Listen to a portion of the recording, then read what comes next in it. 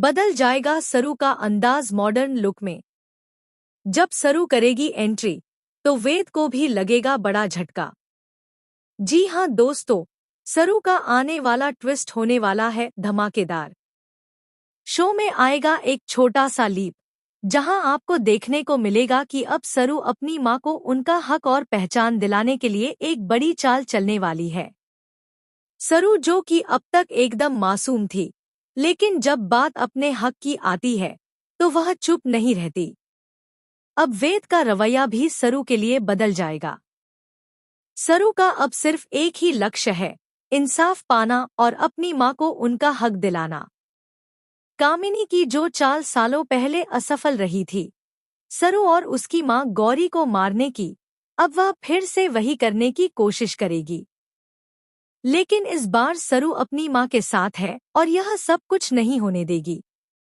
वहीं चंद्रकांत अब अपनी पत्नी गौरी से मिलकर बेहद खुश होगा।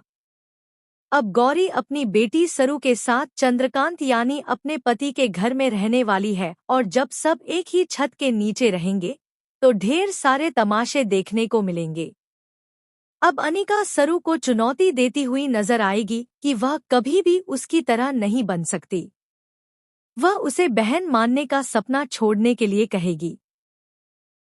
लेकिन अब होने वाला है एक बड़ा मुकाबला, जिसमें सरू नजर आएगी मॉडर्न लुक में। वेद यह देखकर काफी असहज महसूस करेगा।